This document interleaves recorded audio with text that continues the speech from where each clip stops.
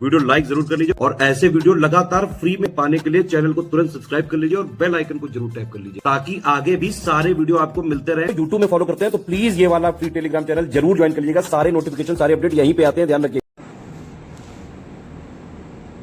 Hello दोस्तों, कैसे हैं आप सभी लोग। मैं प्रियंका एग्ज़ाम प्रिपरेशन में आप सभी का स्वागत करती हूं। आई होप आप सभी लोग अच्छे होंगे, बेहतर ढंग से प्रिपरेशन कर रहे होंगे। तो आज मॉडर्न इंडियन हिस्ट्री में हम लोग पढ़ने वाले हैं मुस्लिम लीग का गठन 1906 में हुआ। इससे पहले हम लोगों ने बंगाल विभाजन पढ़ा, स्वदेशी आंदोलन पढ़ा और उसी की आगे की ये घटना है मुस्लिम लीग का गठन। अगर आप न्यू हैं चैनल पर तो डेली दोपहर 1 बजे एक क्लास आती है जीएस सेक्शन वाली, जिसमें सब्जेक्ट वाइज सीरीज चल रही है और इंडियन ज्योग्राफी कंप्लीट होने के बाद अब हम लोग मॉडर्न इंडियन हिस्ट्री कंप्लीट कर रहे हैं। क्लासेस प्लेलिस्ट में ऐड कर दी गई हैं, आप चैनल पर विजिट करेंगे आसानी से सारी क्लासेस मिल जाएंगी। और इन क्लासेस की आपको अगर पीडीएफ प्राप्त करना है या फिर अदर कोई कोर्स की प्रिपरेशन कर रहे हैं लाइक यूपीपीसीएस, आरओ री एग्ज़ाम की, इसके साथ में अदर किसी कम्पिटिटिव एग्ज़ाम की भी प्रिपरेशन कर रहे हैं, अदर स्टेट पीसीएस की, तो गूगल प्ले स्टोर पर जाइए और स्टडी फॉर सिविल सर्विसेज का ऐप डाउनलोड करके आप अपने कोर्स को ज्वाइन कर सकते हैं, बेहतर ढंग से प्रिपरेशन कर सकते हैं। क्योंकि आप सभी को पता होगा कि यूपीपीसीएस का एग्ज़ाम हो या फिर आरओ का एग्ज़ाम हो, सबसे ज़्यादा selection study for civil services ने ही दिए हैं, क्योंकि लेटेस्ट ट्रेंड और पैटर्न को हम लोग फॉलो करते हैं और उसी के अकॉर्डिंग आपका कोर्स डिज़ाइन किया गया है। तो बिना देर किए आप अपना कोर्स स्टार्ट कीजिए। फुल स्टडी मटेरियल में आपको डेली प्रैक्टिस भी कराई जाएगी आपके पीडीएफ नोट्स के साथ। डेली प्रैक्टिस के साथ पेड क्विज हैं, टेस्ट हैं, मॉक टेस्ट हैं, जैसे कि पेपर पूछा जाता है सेम वैसे ही पैटर्न पर देखने को मिलेगा। जब भी आप अपना कोर्स परचेज करें तो ज्ञान सर कूपन कोड जरूर अप्लाई करें, क्योंकि 20% का आपको डिस्काउंट भी मिल जाएगा आसानी से। कोर्स से रिलेटेड जानकारी हो गई। अगर कोई कन्फ्यूज़न है कोर्स से लेकर के या कोई और जानकारी चाहिए तो डिस्क्रिप्शन बॉक्स में नंबर दिया है, आप जानकारी ले सकते हैं व्हाट्सएप मैसेज या कॉल करके। अदरवाइज़ आप कमेंट करके भी मुझसे जानकारी ले सकते हैं। चलिए आज की क्लास स्टार्ट करते हैं। सबसे पहले बात करूंगी मुस्लिम लीग की। जैसे कि मुस्लिम लीग का गठन हुआ मुस्लिम संप्रदाय को आगे बढ़ाने के लिए या फिर वो अलग से अपने पाकिस्तान या जो भी अपनी मांगे थी उनको पूरा करने के लिए। इसी तरह हिंदू महासभा का भी गठन हुआ था, उसके बारे में भी अभी डिस्कस करेंगे। हिंदू धर्म को आगे बढ़ाने के लिए या फिर जो मुस्लिम लीग बनी थी उसके विरोध में। फिर लखनऊ समझौता भी होता है, क्योंकि हम लोगों ने जब कांग्रेस अधिवेशन पढ़ा था तो मैंने लखनऊ समझौता आपको समझाया था, लेकिन एक बार फिर से देखेंगे। तो सबसे पहले कुछ फैक्ट्स दिए गए हैं मुस्लिम लीग, हिंदू महासभा और लखनऊ समझौता से रिलेटेड। फिर सारे इंसिडेंट देखेंगे कैसे मुस्लिम लीग का गठन होता है, ठीक है। तो सबसे पहले समझ लीजिए मुस्लिम लीग को 1906 में ढाका में शुरू किया गया था। जल्द ही लीग यूपी के विशेषकर अलीगढ़ के मुस्लिम संभ्रांत वर्ग के प्रभाव में आ गई। 1940 के दशक में पार्टी भारतीय महाद्वीप के मुस्लिम बहुल क्षेत्रों की स्वायत्तता या फिर पाकिस्तान की मांग करने लगी। धीरे धीरे अभी समझेंगे मुस्लिम लीग के बारे में, एक सामान्य सी जानकारी है। ठीक इसी तरह हिंदू महासभा का भी गठन होता है और ये 1915 में हुई थी। एक हिंदू पार्टी थी, जैसे कि हिंदू महासभा के नाम से ही पता चल रहा है, जो कमोबेश उत्तर भारत तक सीमित रही और यह पार्टी हिंदुओं के बीच जाति और संप्रदाय के फर्कों को खत्म कर हिंदू समाज में एकता पैदा करने की कोशिश करती रही। हिंदू महासभा हिंदू अस्मिता को मुस्लिम अस्मिता के विरोध में परिभाषित करने का प्रयास करती थी, तो दोनों एक दूसरे का अपोज ही कर रहे थे। लखनऊ समझौता फिर होता है तो दिसंबर 1918 में यह समझौता हुआ था, जिसमें कांग्रेस और मुस्लिम लीग कुछ टाइम के लिए फिर से एक साथ हो जाते हैं, जिसे इस समय यूपी में आधारित युवा पार्टी नियंत्रित करती थी। इसके आपसी तालमेल को दर्शाता है और इस समझौते के तहत कांग्रेस ने पृथक चुनाव क्षेत्रों को स्वीकार लिया था, क्योंकि आप देखेंगे पृथक निर्वाचन की मांग कर रहे थे ये मुस्लिम लीग वाले। तो इसको पहले तो कांग्रेस ने नकार दिया था, उन्होंने इसको बिल्कुल भी स्वीकार नहीं किया था। बाद में जब लखनऊ समझौता होता है तो कांग्रेस इसको स्वीकार कर लेती है, यही जानकारी इसमें दी गई है। और इस समझौते ने कांग्रेस के मध्यमार्गियों, अतिवादियों और मुस्लिम लीग के लिए एक संयुक्त राजनैतिक मंच प्रदान किया था। इसके बारे में हम लोग आगे भी डिस्कस करेंगे, लेकिन अभी जो मुस्लिम लीग के बारे में पढ़ना है उसको डिस्कस कर लेते हैं।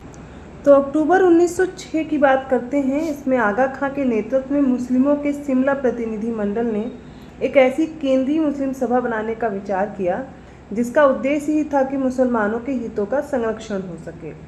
और दिसंबर 1906 में ढाका में संपन्न अखिल भारतीय मुस्लिम शैक्षिक सम्मेलन के दौरान दिसंबर 1906 में सम्मेलन के स्वागत समिति के अध्यक्ष तथा राजनीतिक बैठकों के संयोजक ढाका के नवाब सलीमुल्लाह खां और इन्होंने अखिल भारतीय मुस्लिम लीग के गठन का प्रस्ताव किया। इसमें 56 सदस्यीय अस्थायी समिति का चयन किया गया और मोहसिन उल मुल्क तथा वकार उल मुल्क को संयुक्त रूप से संगठन का सचिव नियुक्त किया गया।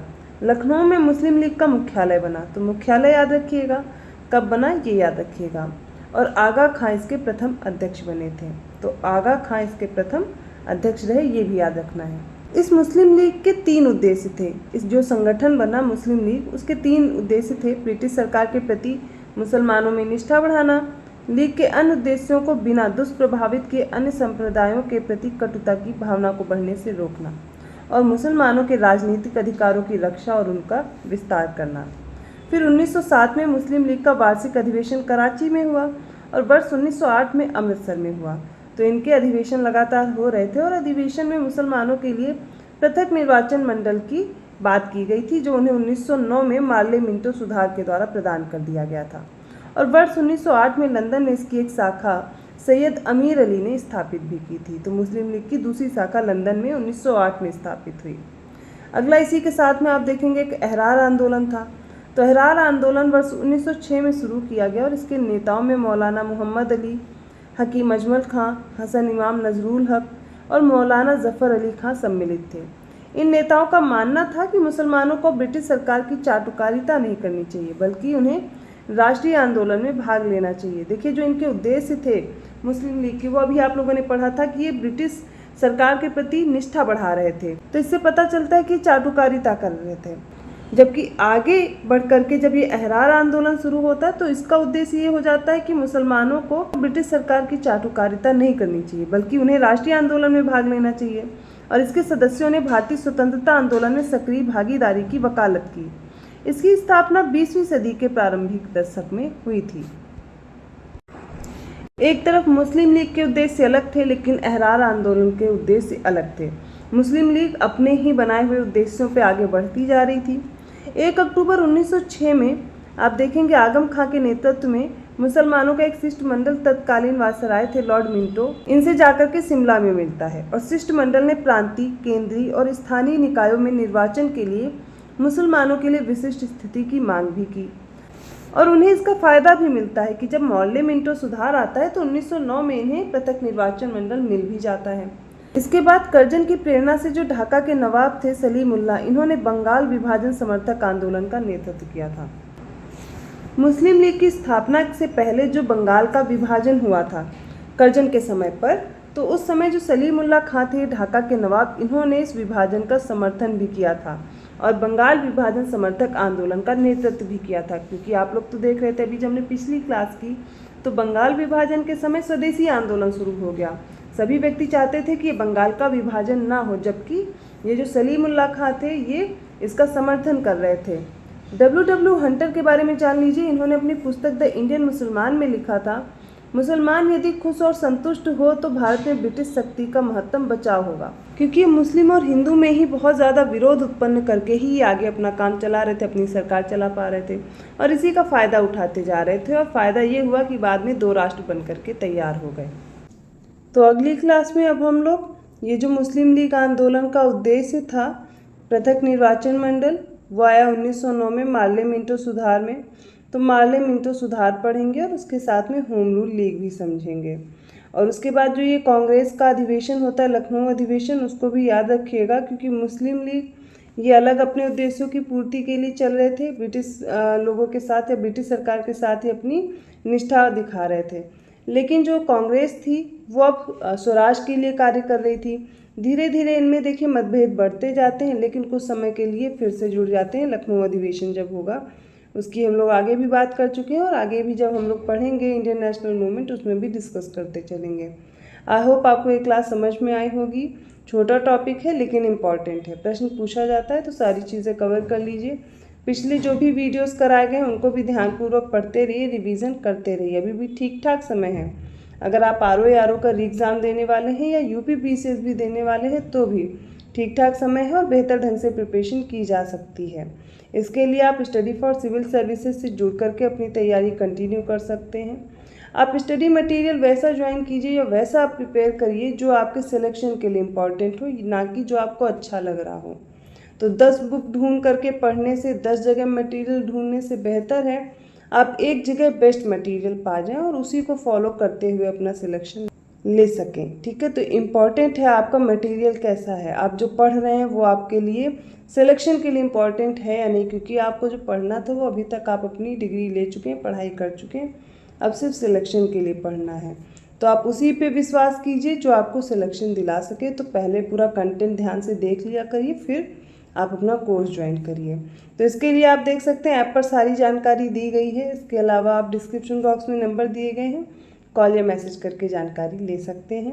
अगर आप कोर्स ज्वाइन करना चाहते हैं, कोई भी पेड कोर्स लेना चाहते हैं, तो गूगल प्ले स्टोर से जा कर के SCS का ऐप डाउनलोड करेंगे और ज्ञान सर कूपन कोड अप्लाई करके आप 20% का डिस्काउंट भी पा जाएंगे।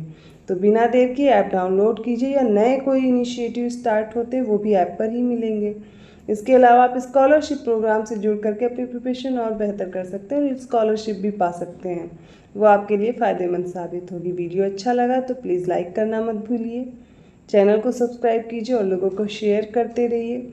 इसके अलावा अगर आपको अगली क्लास देखनी है उसके लिए बेल आइकन प्रेस करना पड़ेगा, तो नोटिफिकेशन आसानी से मिलेंगे। ऐसे ही और टॉपिक के साथ मैं मिलती हूँ अगली क्लास में, तब तक के लिए धन्यवाद।